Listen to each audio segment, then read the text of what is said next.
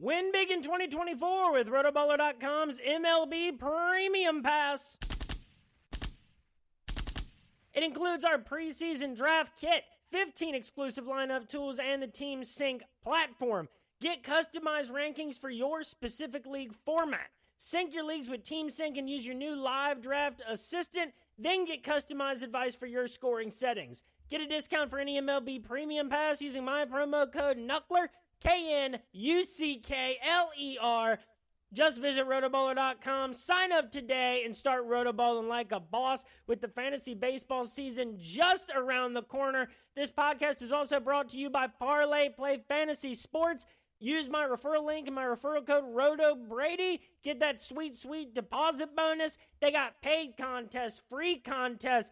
It's coming to a state near you. Hop in those player prop parlay contests. It's a lot of fun over at that platform. Very unique. They're handing out deals every single day. And what is up, everybody? This is Brady Grove bringing you episode 126 of RotoBaller's official MMA podcast. Tap that. And we've got UFC Vegas 87 this weekend. Break out the red panties. And my God, a quick note on last week, which was a great week in mixed martial arts that saw Bellator really dominate the PFL fighters over in Saudi Arabia. That was a great event. Ryzen was a lot of fun in the middle of the night leading up to Saturday morning. One quick note on the UFC last week. Man, I feel like I've been on the wrong side of a lot of judges' decisions lately. And, you know, I can live with the Brandon Moreno loss, even though I would have done way better because I had a couple of parlays with Brandon Moreno. I thought he won the fight 48-47. That was an extremely close fight. So that is one that people will call a robbery sometimes if they disagree with it. That is not a robbery. What I did think was a robbery was Victor Altamirano. Now, I ended up still winning on a fight that I didn't think Jesus Aguilar won. So, you know, there was that. But Altamirano at plus 240, I thought he very clearly won the fight, at least 29-28. And it was just brutal to see a Mexican fighter in Mexico City get screwed like that by the judges. I mean, it's not like it was an extremely dominant performance. I just thought it was a clear and decisive win for Altamirano. And so that was a giant bummer. But, folks, this week, it's a much lighter week of MMA action, but still some great events. We got 166 Friday morning, so catch that, by the way. For my picks on all things mixed martial arts and major boxing events, for one, Ryzen, Bellator, PFL, Cage Warriors, Cage Fury, LFA. Follow me on Twitter at RotoBrady. Follow the podcast at Tap That MMA Podcast on Facebook, YouTube, and Spotify. I will be in the MMA Discord for RotoBaller from 11 a.m. onward on Saturday doing the weekly DFS/sports betting Q&A. Show up. Let's talk about UFC Vegas 87. Also, keep an eye out. Got a lot of fun interlude episodes in the works. But, my God, looking to bounce back this week. And, again, there's 166 on Friday. There's Octagon 54 Saturday at noon, UFC Fight Night, and then there's another Amanda Serrano and Jake Paul card on Saturday evening. There are 11 fights remaining for UFC Vegas 87 happening super early in the day. A bunch of fights have fallen through, which is a giant bummer. We are left with 11 matchups. First, at lightweight, Loic Radzhabov against, what is the first A? Abdul Karim Al-Sawadi. I always forget what that first initial is. Lightweight, Ludwig Klein against newly signed AJ Cunningham. Middleweight, Christian Leroy Duncan, 9-1 as a pro against Claudio Ribeiro. Bantamweight, the Basharats are back in action. Javid is taking on Ayman Zahabi. Bantamweight, Bernardo Sopaj against Vinicius Oliveira. I believe Sopaj just hopped in last second. Oliveira was supposed to fight Yanis Gamori. Jamie Pickett versus Eric Anders at middleweight. Flyweight, Matt Schnell, always a tough out against Steve Erceg. Umar Nurmagomedov, undefeated, 16-0 at bantamweight against Beksat Almakhan, making his UFC debut, currently ranked the number 1 bantamweight in Kazakhstan. Flyweight, Great matchup. We got Alex Perez against Muhammad Makayev in a massive tilt at 125 pounds. Why, on God's name, this is the co-main event as opposed to the bantamweight or the flyweight matchups. But it is a light heavyweight matchup against undefeated 10-0 Vitor Petrino and Tyson Pedro. I guess it makes sense, but just the prominence level is not the same.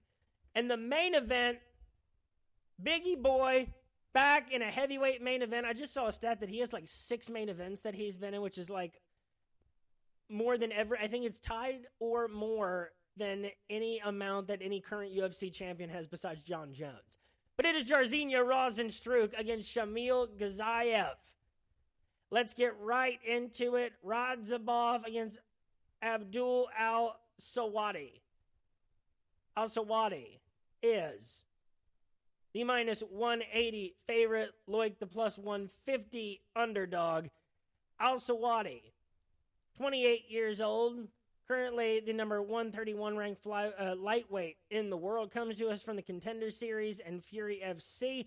He beat George Hardwick by unanimous decision back in August of 2023 to make his way to the UFC, outstriking him 69-54 with a takedown. Loic Radzhabov lost his last time out against Mateusz Rebecki. Pretty understandable, I think. In a second-round knockout, June of 2023, got outstruck 54-19 on the way there. But at UFC 285, March of 2023, he beat Esteban Ribovic by unanimous decision. He got outstruck 66-40, but landed 11 takedowns. And real quick on Loic before the UFC. He's 33 years old.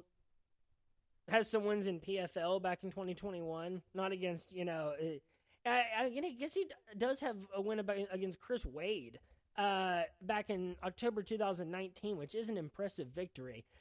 I don't know. I think this one might be pretty appropriately handicapped. Al-Sawadi is coming off the Contender Series victory. He's a little bit younger.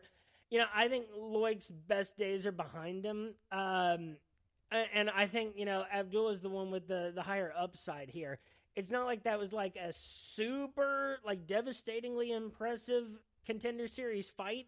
But I think it's enough to at least get my attention. Even though, Loic did fight a really good fight, getting 11 takedowns against Esteban Ribovic. But Mateusz Rebecki, who is 4-0 in the UFC, including the Contender Series, really pieced him up. So I don't know. Maybe this fight should be closer to pick 'em. This is not one that I'm looking too heavily to bet because I think there are some serious question marks against how the Pride of Palestine is going to match up against the Tajik Tank.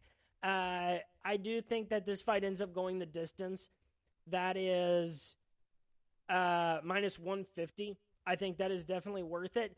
I don't know. I think Al-Sawadi maybe wins 55 of these out of 100, but I think Loic might be the value of plus 150. I don't know. Maybe I even say 60 or 65 for Abdul just because of the greater upward trajectory. But I think that I'm comfortable betting either of these guys straight up, depending on who you like more. And I'd go Al-Sawadi by decision plus 140. Radzhabov too, that's plus 350 by decision. I think those 4 bets are all of very close to equal value. I think it is the upward trajectory that allows Abdul to be a little bit more, I think that's why the number is minus 180 and not, much closer to pick 'em. Next up, we've got a lightweight matchup between Ludwig Klein and AJ Cunningham. Ludwig Klein is the minus 900 favorite against AJ Cunningham, the plus 600 underdog. Let's start off with AJ Cunningham because he is such a massive underdog. 29 years old. Affiliation is Law School MMA. That's interesting. That's a cool name. 8 career wins inside the distance, 4 by knockout, 4 by submission. The other 3 came by decision. Here's the real problem is I like the fact that he's got, at least fights in organizations like LFA, Fury, the Contender Series. but not one time. And maybe the win against two 6-4 opponents in Fury FC and LFA, Shea Conley and Jason Mullen. But it's just like a lot of time, like just, you know, in the Contender Series, he got knocked out in the second round by Steven Nugent. And that's not, we just have so little of a good sample size against AJ Cunningham. Maybe that's how he wants it. But the fight that he had before this, December 2023, after he lost in the Contender Series, was over an 8-10 opponent, Justice Lamperez, an RDC 9. That I do not like to see. Ludwig Klein has won 3 of his last 4 at the UFC level since March of 2022. His 2 losses, Michael Trezano and Nate Landwehr, very understandable. You know, and he lost one by third round anaconda choke to Nate Landwehr. I remember that very specifically. And then he lost the unanimous decision to Michael Trezano, where it was a close fight statistically, and then Trezano, you know, outstruck him 56-45, but Klein landed 4 takedowns. He hasn't even lost since the Nate Landwehr fight because he had the majority draw with Jai Herbert back in March of 2023 and 3 wins against Devontae Smith by split decision, Mason Jones by unanimous decision, and Ignacio Bahamondes in August of 2023. In all of those fights, he outstruck and outtook down his opponents and landed, I think, a combined 5 takedowns, you know, just over the last 2 fights. I think that is every reason, you know, like, what am I going to say? You know, AJ Cunningham is going to have, you know, the element of surprise. This is a late replacement.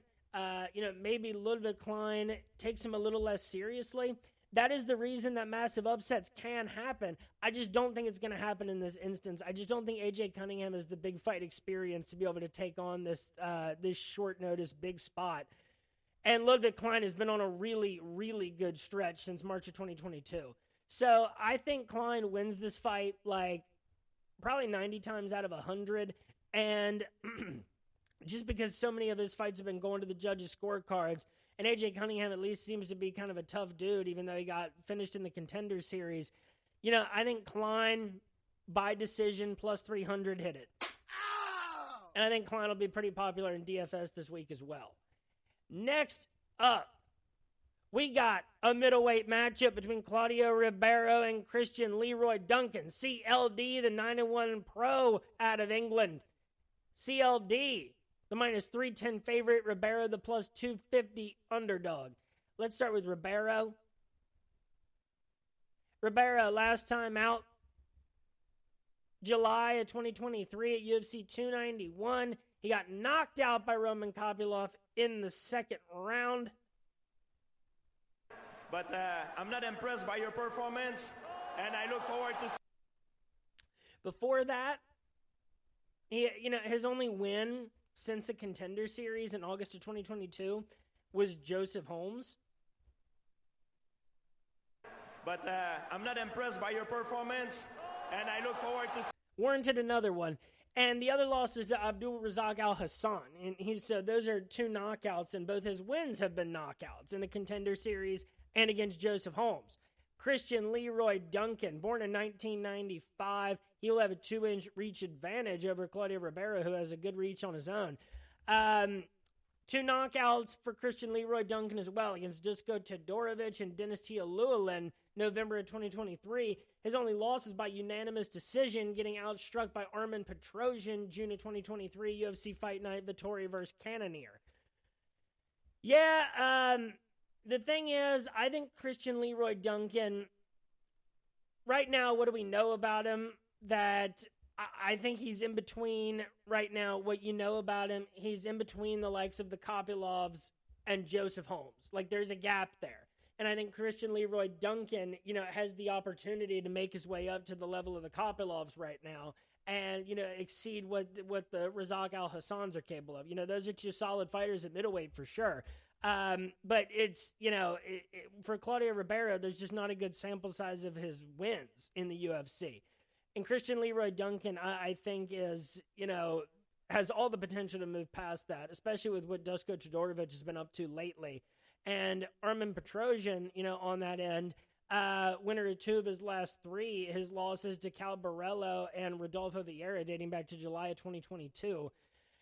I don't think Christian Leroy Duncan should be like this highly favored just because like your last win is Dennis Tialula, who he went 1-4 in the UFC, and he had to fight some really good fighters, but still, again, it takes away a little, of what we think we know about you. So minus 310 seems a little extreme, but I wouldn't bet. I'm probably not going to bet Ribeiro straight up anyway. It might be a good value, but this is one situation where I think you focus less on the value and more just who you think is going to win. Leroy Duncan by TKO knockout, minus 110. I think that's really good. I think you go ahead and hit it. Ow! Ribeiro by TKO knockout, that's plus 350. If you're going to bet him, you do that. I think this fight ends inside the distance. That's minus 360, by the way, here. And I think Leroy Duncan wins this fight like 75 times out of 100, maybe 70 to 75. So I think minus 310 is just a little bit too much. Next up, we got a bantamweight matchup between Javid Basharat and Ayman Zahabi. Basharat is the minus 800 favorite. Is this a top-ranked card? Yeah. Don't do this. You cannot do this, Zahabi, the plus 550 underdog. And that was not Joanna directed Ayman Zahabi. That's just about, the crazy odds that we're seeing on this card, where you're going to have to parlay some stuff together, probably, if you're going to want to have a good night. Let's start with Zahabi. 10-2 as a professional. 36 years old is where I take issue. 8 wins inside the distance, 5 by knockout, 3 by submission. To his credit, this is going to be a tough fight for Javid Basharat. That number just doesn't make a whole lot of sense. Zahabi's been in the UFC for quite some time. A handful of years now. And, he's on a 3-fight winning streak in the UFC against Draco Rodriguez, Ricky Tercios, and Aori K. Ling. Off that alone, it's hard to see how you can be a plus 550 underdog. Javid Basharat, on the other hand, still undefeated as a professional. Came into the UFC with 4 straight wins, including the Contender Series, a guillotine against Oran Kalon, and then 3 straight unanimous decision victories against Trevin Jones, Tony Gravely, and Mateus Mendonca, where he won the takedown and the striking battles, produced at least 80 strikes in all 3 of those fights, and then his last fight against Victor Henry ended up being a no contest, which was a giant bummer. Zahabi knocked out Aori K. Ling very quickly. He thoroughly beat Ricky Tercios over the course of 3 rounds. Again, this is another fight where, I don't even feel comfortable. Like, Zahabi, maybe plus 550 is getting to an insane number. He is a 36-year-old, though, taking on, a very real prospect at bantamweight. And, still to Zahabi, you got to say... Nick, one comment, man. One comment. Oh, don't be scared, homie. Come on. Don't be scared with the UFC experience that you have. We haven't seen Javid Basharat, really take a giant leap up in competition yet. He's fought really solid fighters. But, when someone is undefeated to that point, 99% of the time, somebody is going to catch them.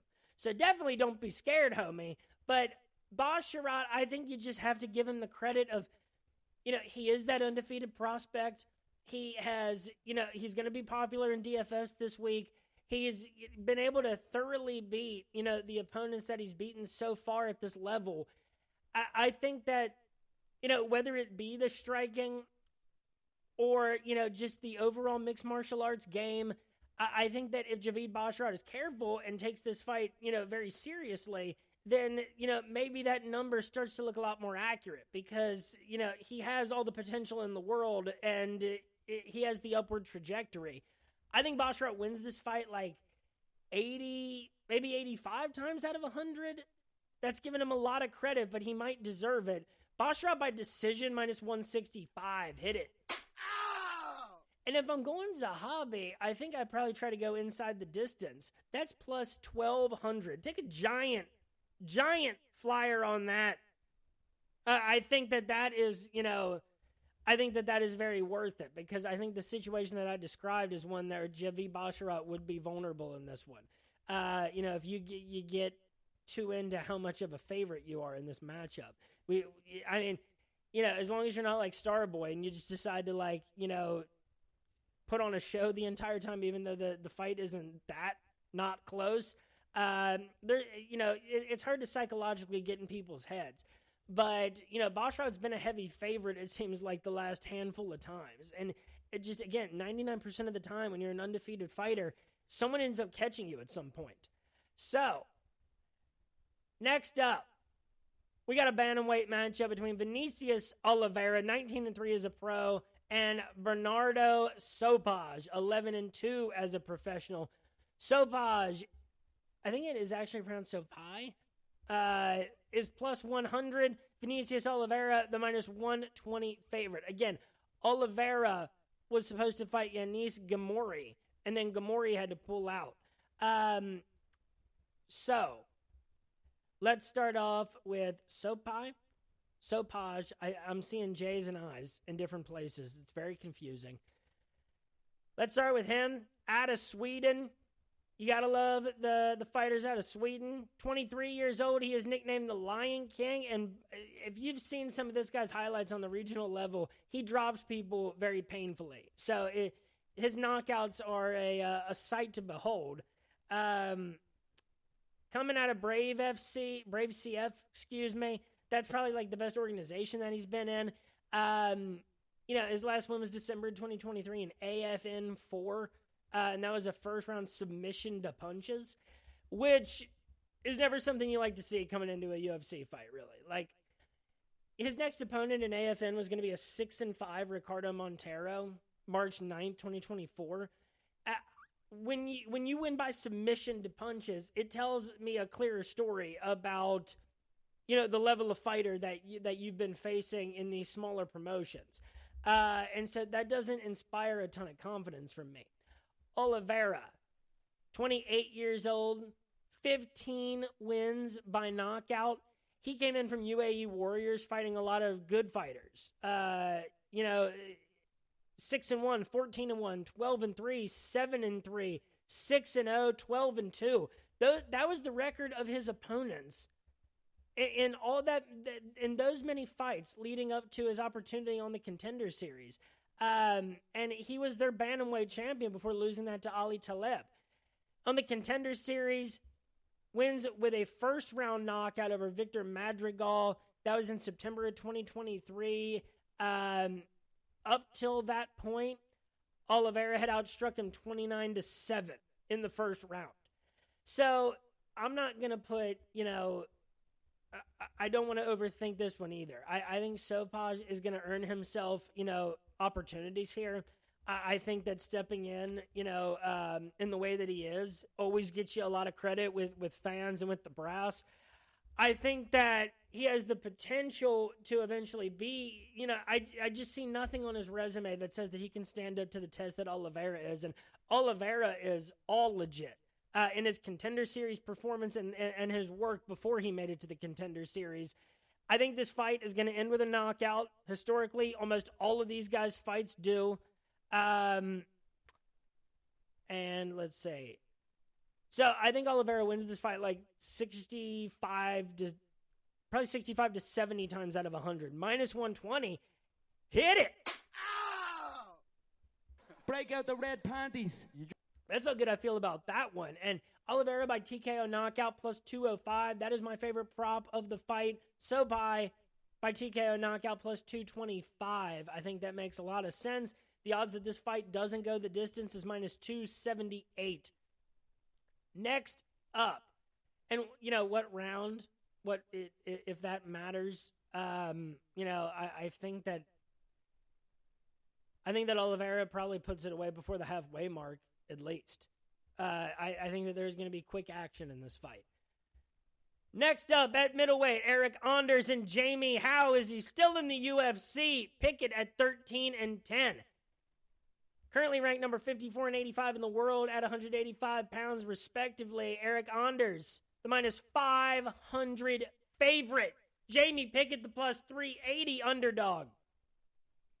Don't do this. You cannot do this, you know? And I've said this many times before, because Jamie Pickett has ended up being on the other side of these jokes a handful of times. I am not trying to be disparaging. It is, in 4 losses in a row, 8 total losses in the UFC compared to only 3 wins. And, you've had opportunities. It's not like, not every fight has been like against Bo Nickel. Last time out it was against Josh Fremd. He's fought Dennis T. Llewellyn, Kyle Dawkins, Jordan Wright, Tafon Nchukwi, Panaheli Soriano, Charles Byrd. 3 Contender Series fights for Jamie Pickett. He's 1-2 in the Contender Series. So, that warrants that. But I'm not impressed by your performance, and I look forward to... You could make a case... some of those fights were close stylistically. It's so hard to look at a guy like Jamie Pickett, who has an 80-inch reach, the Night Wolf, who looks like a freak physical specimen, and so few wins, of late, and just nothing against anybody impressive. He's had opportunities against, good fighters and against middle-of-the-road fighters, and he's always come up short. So that's 4 losses in a row, man, and it'd be great to see him get a win. It'd be, really cool to see him, bounce back and, make good on some of that potential we thought that Jamie Pickett had at one point. But this is just a lot of losses compared to very few wins. And Eric Anders actually only a year older. And it will be at a 5-inch reach disadvantage. Your boy, the former Alabama football player, won a national championship there. This is a guy, too, this is insane, that Eric Anders has been in the UFC since July of 2017. And in fact, it even seems like it was longer ago, because they tried to fast track him, kind of like they did, who'd they do this with? It seems like a few people had main events against Lyoto Machida in a row, and they were Eric Anders is going to be good, let's put him against Machida. No, loses by split decision back in 2018. I can't believe that was 2018. That actually feels longer ago. But for how many fights he's had in the UFC, he only has 7 wins and a handful of losses. A lot. To Lyoto Machida, Thiago Santos, Elias Theodoro, Khalil Roundtree, Christoph Jotko. No contest with Darren Stewart. Then he bounces back and beats Darren Stewart.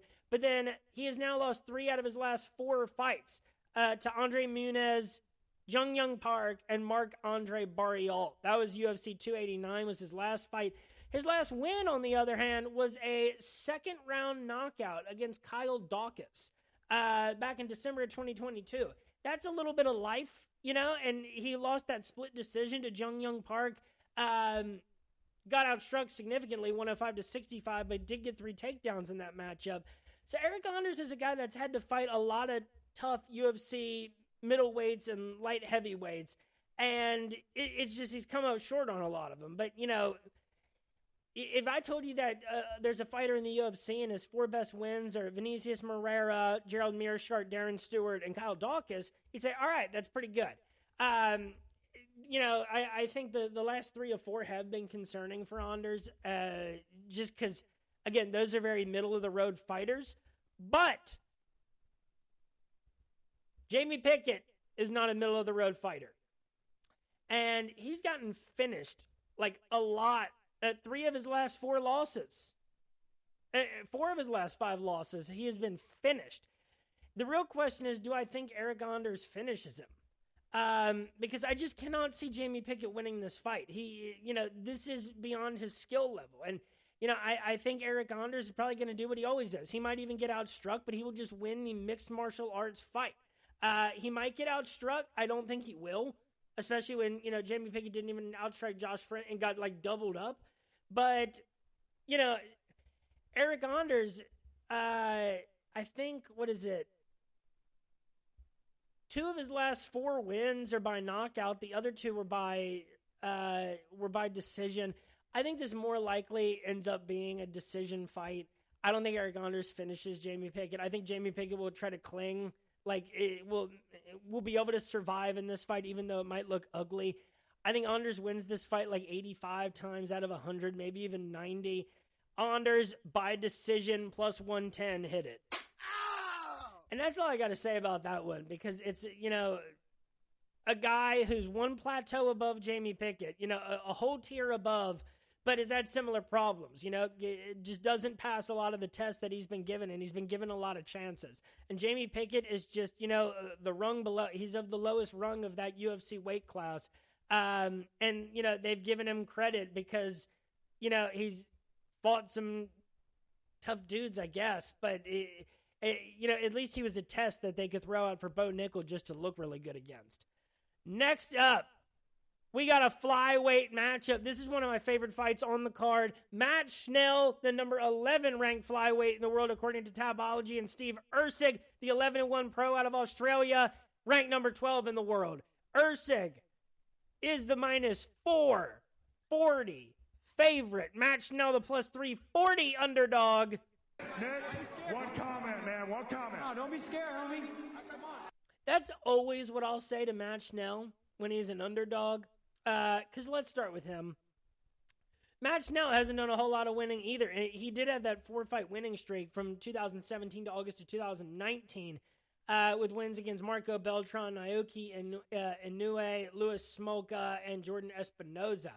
Only 2 wins since August of 2019, though. A split decision against Tyson Nam and a second-round triangle choke against Sumata Hari in what was like one of the comebacks of the year. This guy always has to fight tough fighters.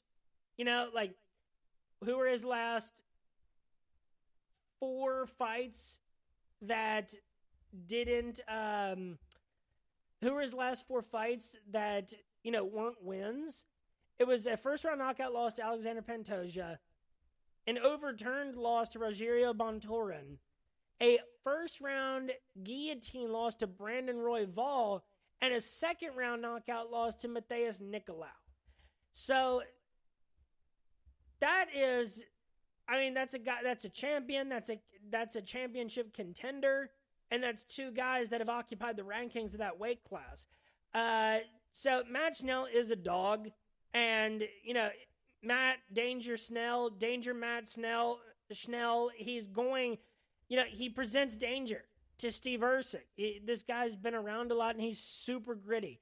Erceg, 2-0 in the UFC. 2 wins by unanimous decision against David Dvorak back in June of 2023, outstriking him 54-53 with 3 takedowns to 1. And then a unanimous decision against Alessandro Costa, outstriking him 74-54, 1 takedown each November of 2023 at UFC 295. By the way, before he came to the UFC, Erceg, who's only 28 years old, was over in Eternal MMA, the Australian organization. Professionally, 4 wins by decision, 2 of which have come, in his time in the UFC.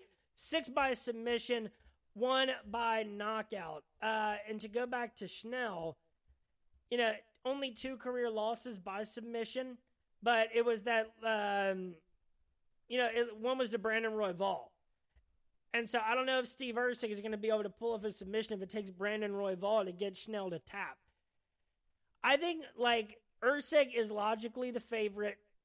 I think that he is a very, very, very real prospect for the UFC 125-pound division.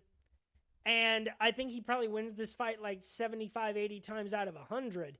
Just don't sleep on Matt Schnell. Because, again, in this guy, it's kind of like Tim Elliott, where if you want to put this guy against a bunch of prospects, he might be the underdog every time out, but I think he's going to be a live underdog.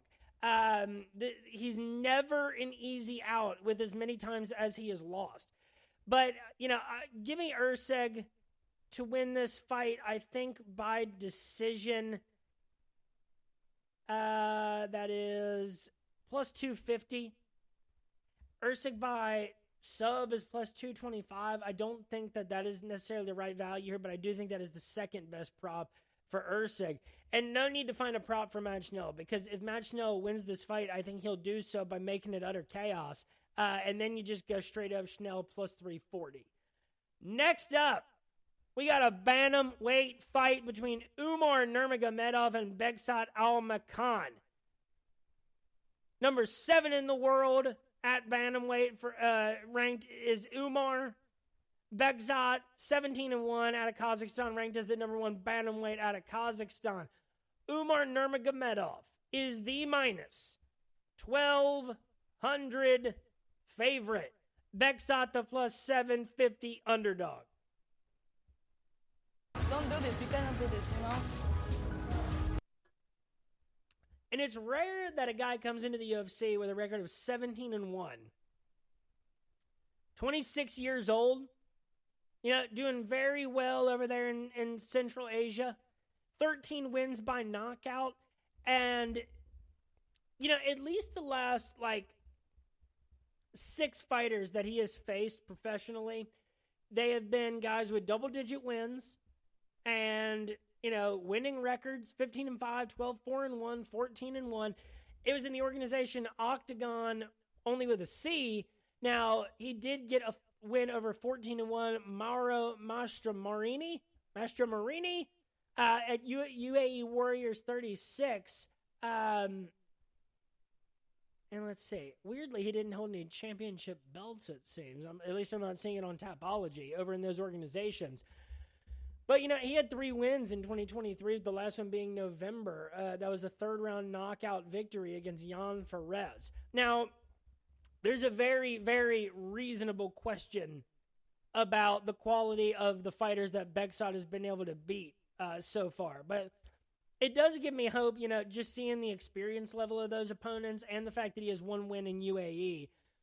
Umar Nurmagomedov. This guy has proven himself a little bit more. You look at the 4 wins that he has in the UFC. Not only that, kind of breaking, this dude, I feel like gets a weird reputation as almost being like boring, but 3 of his 4 UFC fights have been inside the distance wins, 2 by submission against Sergey Morozov and Brian Kelleher. Finished in quick order, dominant order. Beats Nate Maness by unanimous decision, outstriking him 74-2 with 3 takedowns. And maybe that's the one people are where if people don't like Umar, it seems like they were mad that fight was just so dominant. Last time out, January of 2023, first round knockout victory over Raoni Barcelos. By the way, who is coming off a submission victory over Christian Quinones, a UFC Fight Night Mexico City. You can't not go Umar in this situation. I think I can make a case for why Bekzat isn't a fraud of a potential prospect all day. But that doesn't touch what Umar Nurmagomedov has been capable of in the UFC. To Bekzat Almakan, the best advice anybody can give you. Nick, one comment, man. One comment. Oh, don't be scared, homie. Come on. But I do think Umar Nurmagomedov is just levels and levels beyond. And it'd be different maybe if this was a late replacement fight. But this was the fight that was scheduled, which doesn't make any sense. And there's been a lot of talk about that this week about, this is just a very weird matchup for a guy that's 4-0 in the UFC with the quality of wins that a 16-0 Umar Nurmagomedov has. Having said that, I think he wins this fight 90 to 95 times out of 100. Minus 1,200 is unfortunately correct. Nurmagomedov by submission, plus 140. Inside the distance. What? Nurmagomedov inside the distance, minus 125. Hit it. Hit it again. One more time. That's a fantastic number. Jump all over that. Because, I think Bekzat is going to be looking for a big shot. My God, if you take Bekzat on Makan, go by TKO knockout, plus 1,800. Might as well. That's I don't know how else he's going to get it done, is the thing. And so I think Umar gets a submission, but I don't think it's worth limiting yourself if you can get inside the distance at minus 125. My Lord. Break out the red panties. That's how I feel about that one. Next up, we've got a flyweight matchup between Alex Perez and Mohamed Makayev, the 10-0 professional out of Great Britain.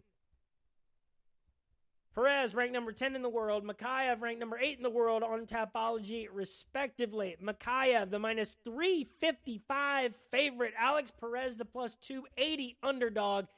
Let's actually start with Muhammad Makayev. So, his first 3 wins in the UFC against the likes of Cody Durden, Charles Johnson, and Malcolm Gordon. Those are 3 really good test fight wins to have. We all remember, being the heavy favorite, him almost getting submitted by Jafel Fio, and, he was really close. He got hurt in the process, really. That was March of 2023. Then, against Tim Elliott the last time, you might recall, I was on Elliott, plus 280, some fantastic number to always get Tim Elliott at UFC 294. Tim Elliott ends up getting submitted in round 3. And then we end up seeing the judges' scorecards at the end of the fight that show that if Tim Elliott had just survived that fight the way they had scored it, that Tim Elliott was going to win on the judges' scorecard. So it was huge for Muhammad Makayev to pull off yet another submission victory. He has 4 submissions in the UFC out of 5 wins, all different submissions. And 2 of which came in the 3rd round. A guillotine, an arm bar, a neck crank, and an arm triangle. Alex Perez, by the way, Makayev was born in the year 2000. Alex Perez will be at a 5-inch reach disadvantage. Born in 1992, but he is 8 years older than Muhammad Makayev. Alex Perez, you might recall, started his UFC career with a 4-fight winning streak. Not a whole lot of names on that winning streak. Took a loss to Joseph Benavidez. Got knocked out by Benavidez. And then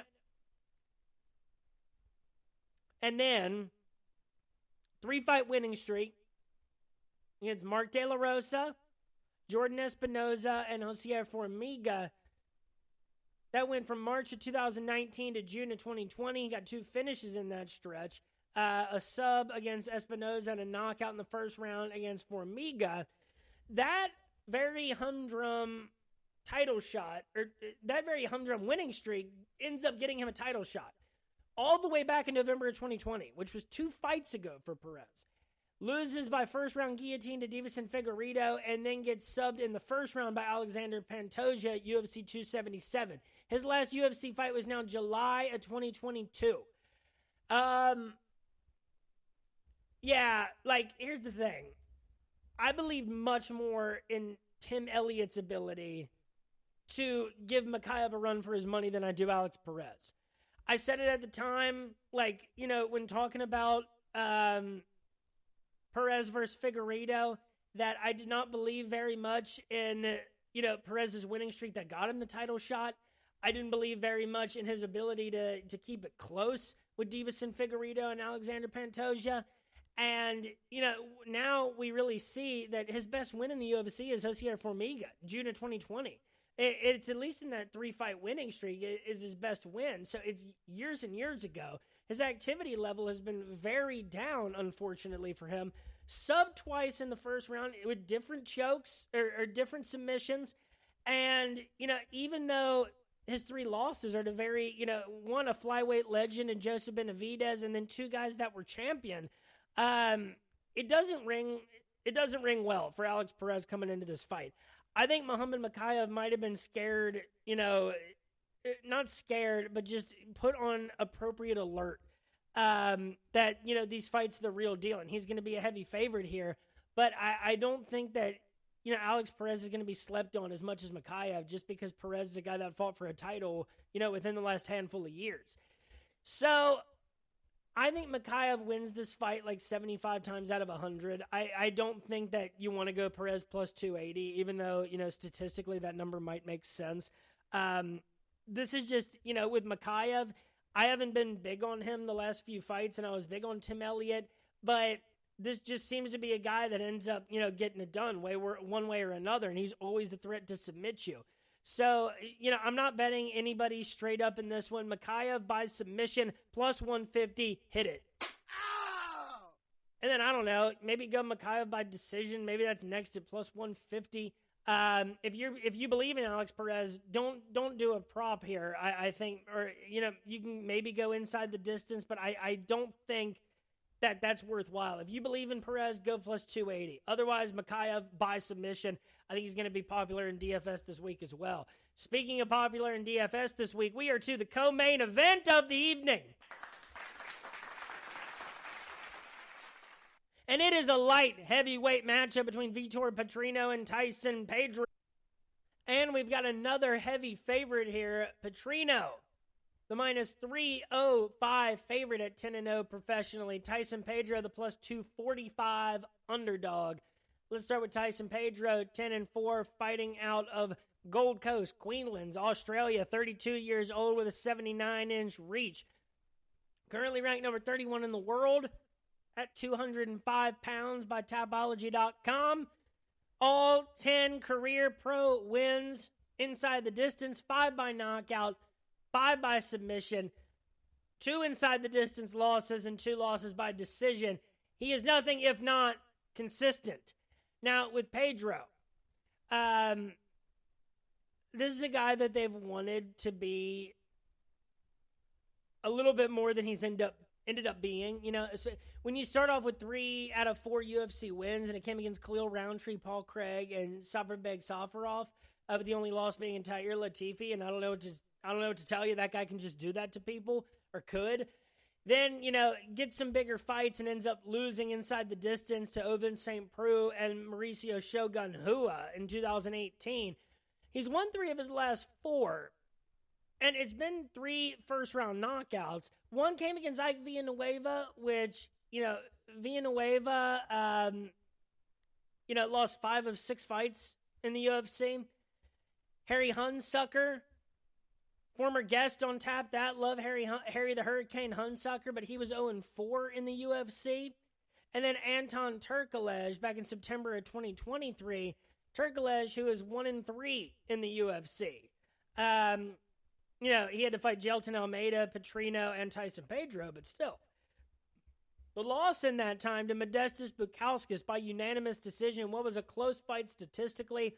But, Modestas, he only has 3 wins compared to 4 losses in the UFC. It's just all over the place in terms of, impressive wins for Tyson Pedro. And, fights against solid fighters are legends at the end of their careers, and losses to those guys. It doesn't make you believe a whole lot in Tyson Pedro against a guy that can really test him. That is actually very legitimately dangerous, and that is Vitor Petrino. 3 inside the distance victories in the UFC all came after the first round. A second round, and a third round. So he knocked out Rodolfo Beato in the Contender Series September 2022.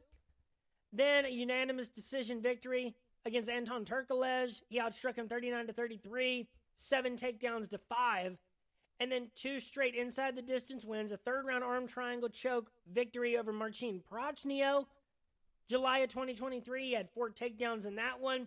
And then even though there have been almost no strikes thrown in this fight up to the second round, Petrino ends up getting the knockout over Modestas Bukauskas, November 2023. There is a weird amount of, this is a kind of a very interesting fight to compare because of the similarities between these two guys' recent resumes.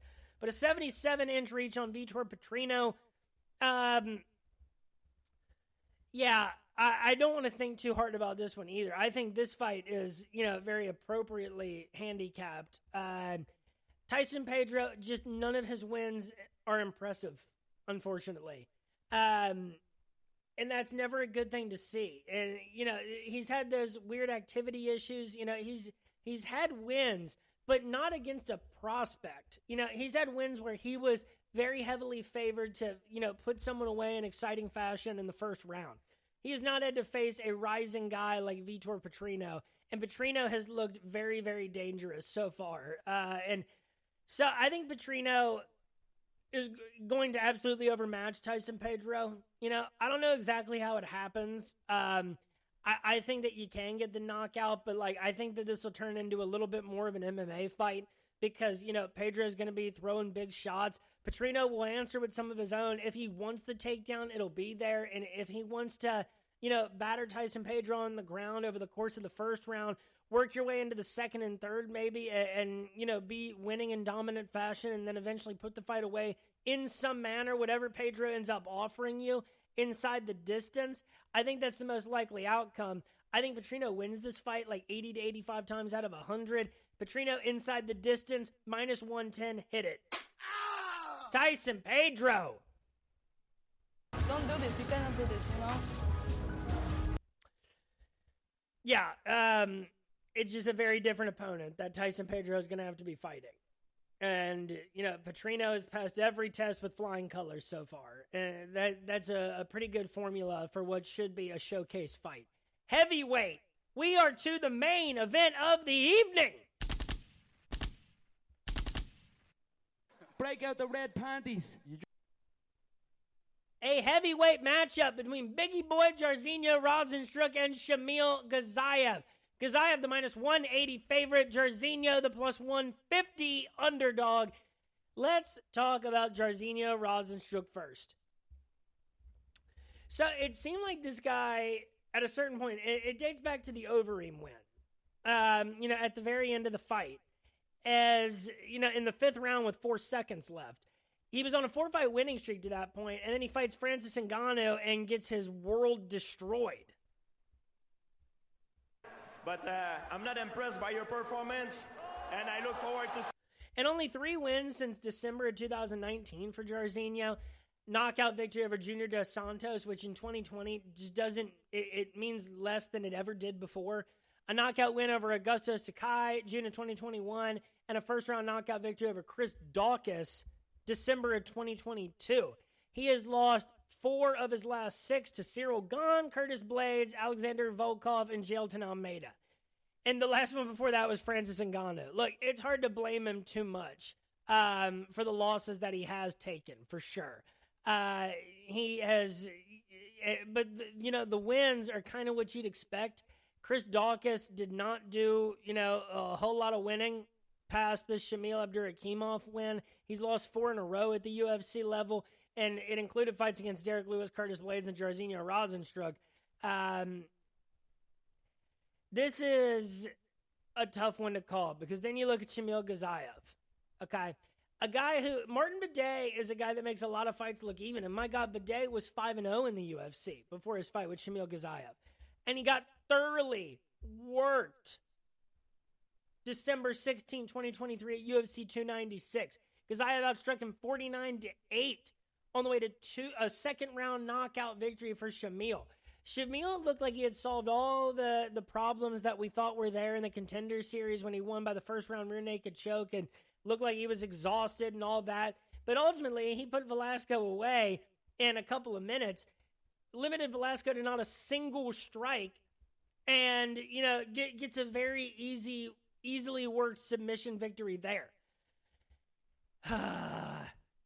I just don't think Shamil Ghaziyev will play the game that Jairzinho Rozenstruik wants to play. And that is kind of the problem, is Jairzinho, in the fights that he's won, they've either been fights where he was kind of set up in a perfect situation to win, or he was just, he just outmatched the likes of Chris Daukaus, especially at heavyweight.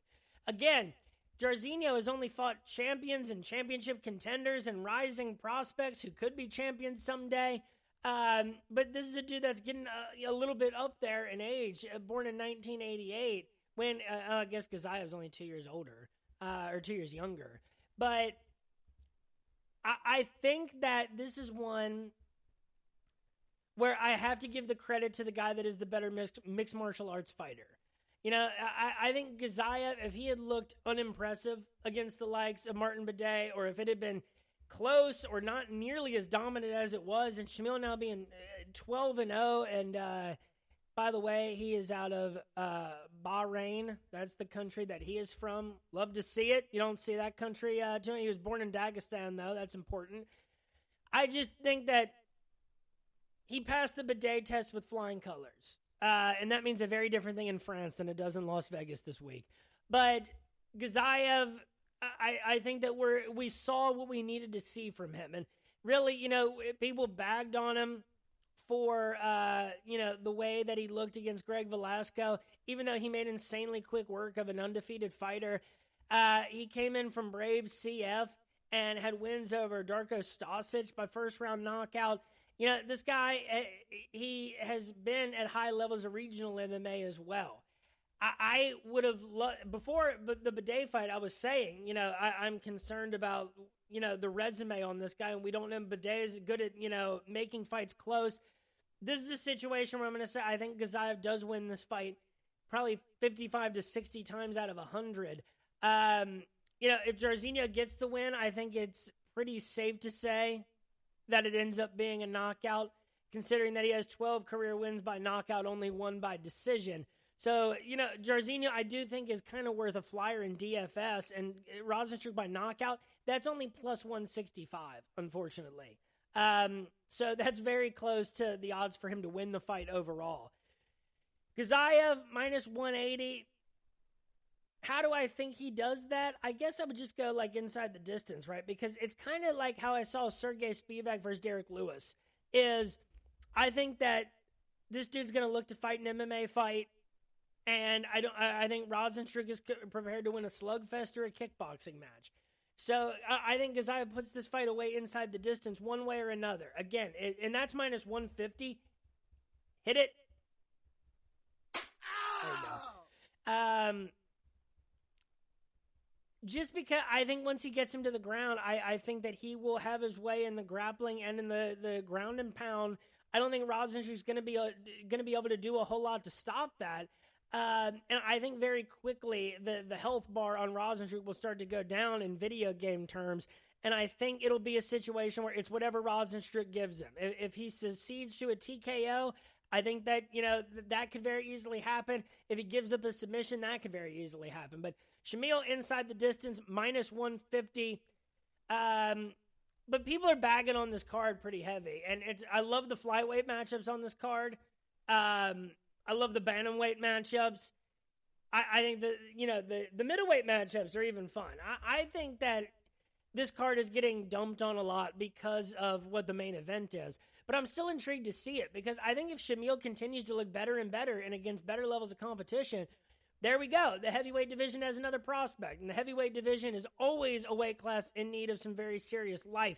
Folks, that is it for episode 126 of RotoBallers Official MMA Podcast. Tap that.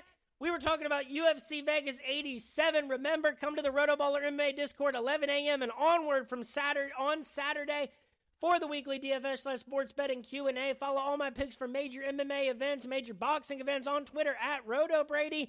Follow the podcast at Tap That MMA Podcast on Spotify, YouTube, and Facebook. Folks, we have another week of mixed martial arts and UFC action. After this week, it's UFC 299. I'm going to be doing some other podcast appearances here in the next couple of weeks, having more guests on for interlude episodes. Watch out for that. Thanks for listening. Have yourselves a great week, and peace.